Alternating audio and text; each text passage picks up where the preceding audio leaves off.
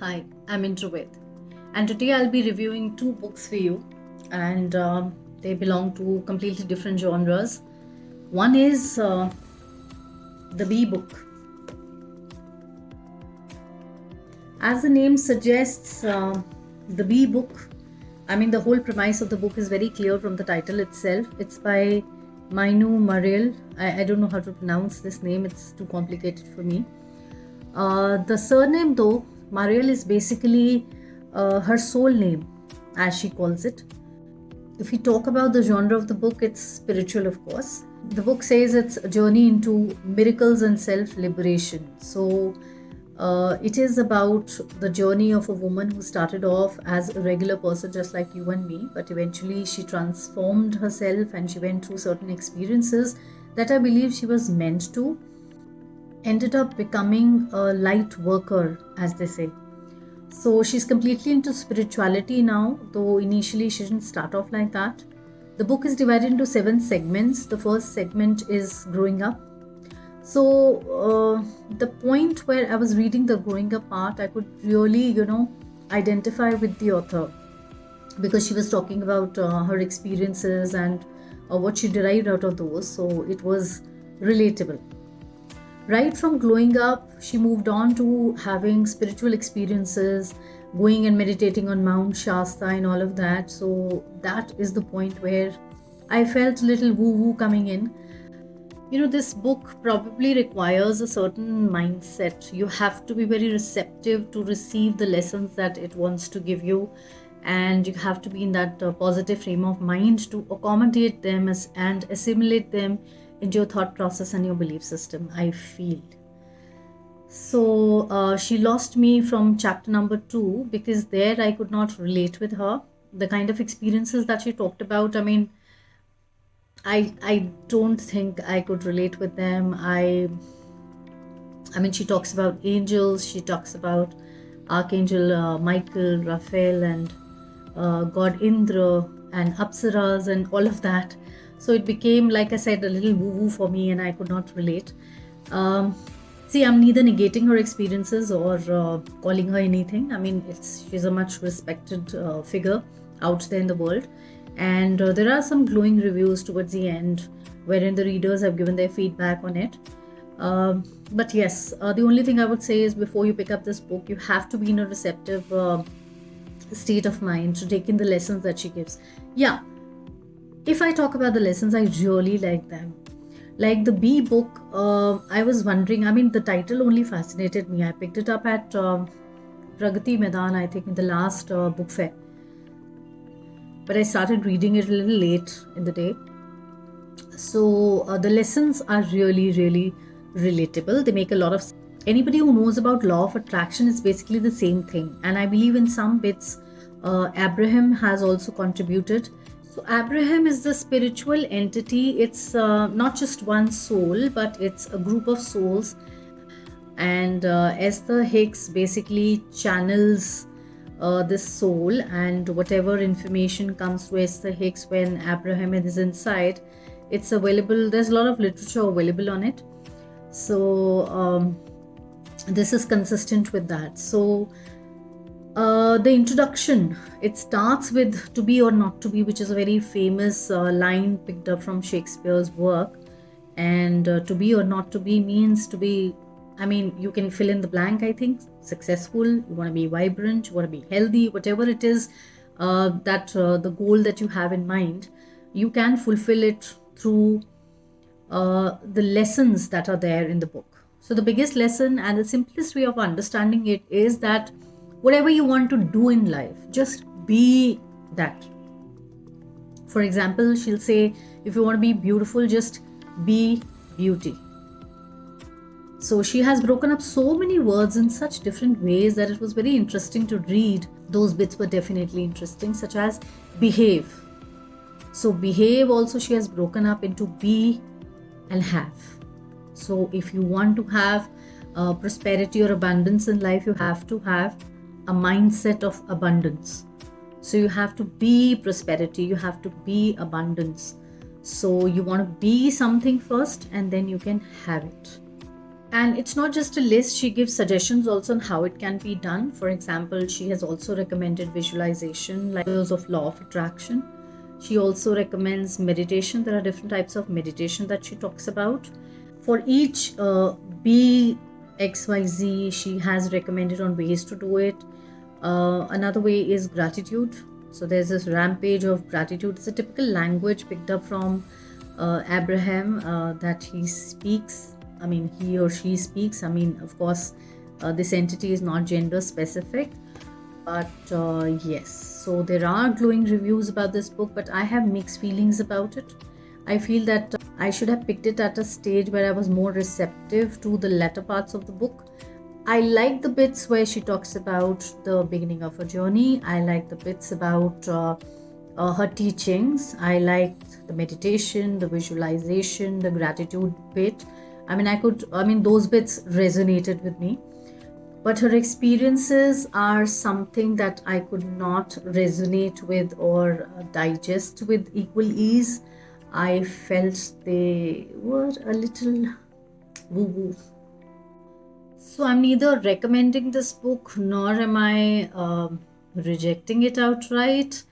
I neither liked this book nor did I dislike it. I mean, there were bits of it that I liked and bits of it I just could not understand because those experiences are beyond me.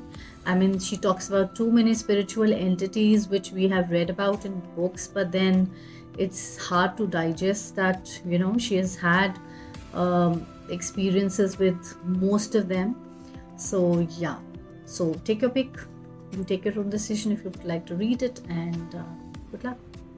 The second book that I read is highly, highly recommended from my side. I'll say that a number of times throughout the book. It's The Fountainhead by Ayn Rand.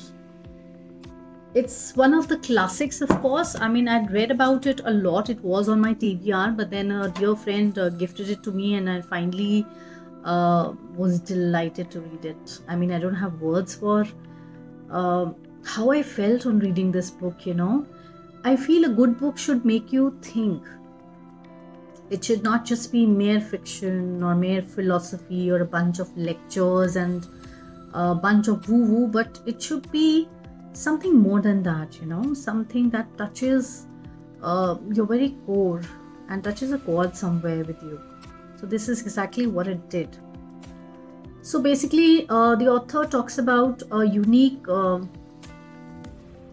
philosophy of objectivism. It has a number of precepts. I mean, it has been explained in detail in the book at the back, and it has an introduction by the author herself. But the main thing is that this book made me think of something I've been dwelling on a lot lately. Like, I work in a private sector, right? And hard work is glorified a lot. Doing well by everyone is glorified a lot. Doing charity, thinking of others first, and sacrifice. These are the virtues, that are placed on a high pedestal. And people often look down on others who work for themselves. Whereas the reality is that is the source of our true happiness, isn't it? If I work for somebody, it's not just for the passion bit. As a fresher, it satisfied me at a number of levels. At that point of time, rather, money was not very important. But later on, when you have been in the field for a number of years, then you start thinking on other lines, such as, I mean, if I'm working so hard, what am I getting out of it? And you cannot say this out loud in society because it's something that's considered to be selfish, if I may say so, but we are all hypocrites deep down. And she believes that anybody who creates something new, who's an inventor, who thinks differently, is basically a person who is working to realize his own truth.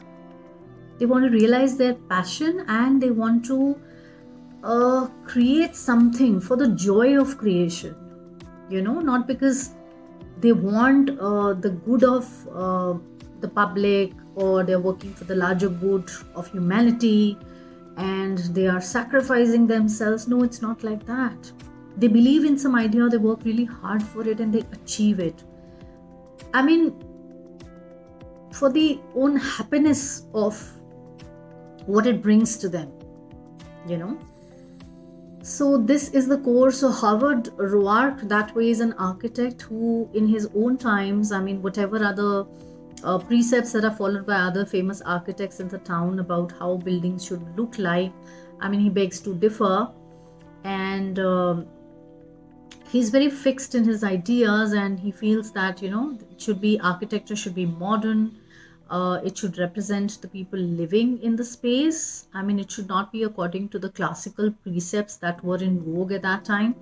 So he was so different that people were afraid of him, in the sense that they felt that he will make buildings which wouldn't be the fashion of the time. So again, he was the fountainhead, the pioneer in his own field, and later on, of course, those same precepts are adopted by others. And what is noteworthy is that he doesn't let go of his principles at any point of time. He just sticks to them, and he stands by them, irrespective of whether he's succeeding at some point in the story or not.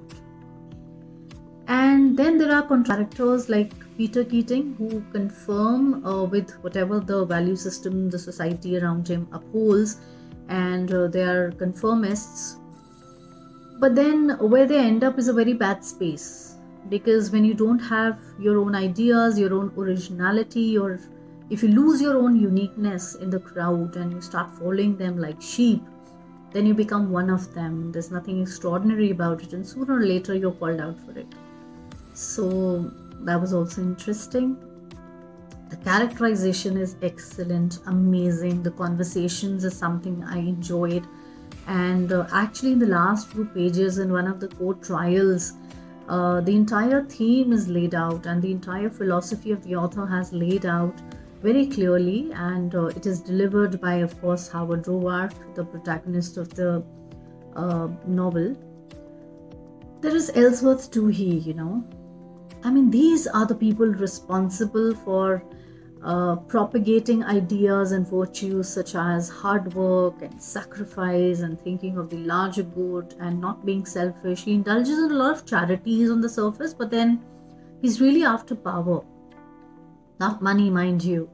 He wants power, he wants control, and of course that is stemmed from some kind of inferiority complex that he had been harboring due to his physical appearance. So these are the virtues that on the surface he propagates, and he takes everybody with him, and he wants to control people who are exactly like Howard Roark, who try to stand out, and he doesn't like it. He wants everybody to be a conformist, and only he wants to have the power and the control. There are other interesting characters in the book also, but these were the most noteworthy I wanted to talk about, because they're extremely intelligent. I mean, the kind of motives that they're driven by, I mean, it made me think, man. I mean, we are often blamed for being, selfish when we think about ourselves. But at the end of the day, I mean, that's what we are all doing. Our minds, our bodies are conditioned to keep us safe. That is why your body and your mind will recommend taking rest, taking food at certain times, because that's their job, to keep you alive and kicking, to ensure you're healthy, to ensure you're not overworking. So when the entire human body is conditioned like that, I mean, what's the harm if we go after our own passions and if we want to achieve our own personal goals? We don't necessarily have to work for the larger good. Maybe it will be a byproduct if each of us, imagine, does our job well. I mean, obviously the world will be a better place for it, isn't it? So I don't think, I believe in these virtues anymore. I'm a little disoriented myself lately. So Howard Roark, that way, is a hero. He stands up for what he believes in, and even if it at times, at certain points in the story he's standing all alone, he sticks to it. And yes, I am a big fan of this new philosophy of objectivism. We should all be thinking of, what's in it for me, and not just blindly believe in all these virtues that are propagated like this of hard work and this and that. I mean, after a certain point, they don't give you real happiness. Real happiness comes out of achieving your own personal goals, pursuing your own happiness, having a good work life balance. And these are goals that are individualistic. They can't be for the larger good. I don't want to work for anybody for 70 hours in a week. I mean, I don't see the point. So, this book made me think a lot, and that's why I highly recommend this book, because if you read it, if you go through it, I mean, it might make you think as well. At least, question what we have been taught so far. I mean, whether it's working for you or not.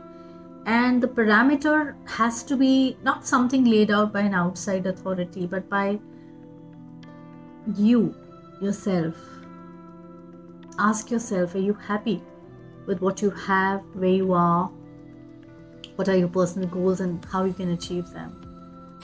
Ask yourself what makes you happy, and trust me, most people have no idea, because it's been so long that we have thought about these issues that we've almost forgotten them. So it was a very refreshing read, and I highly recommend this book, at least out of the two that I have reviewed today. Hope you enjoyed the review. Thank you for watching, and catch you soon.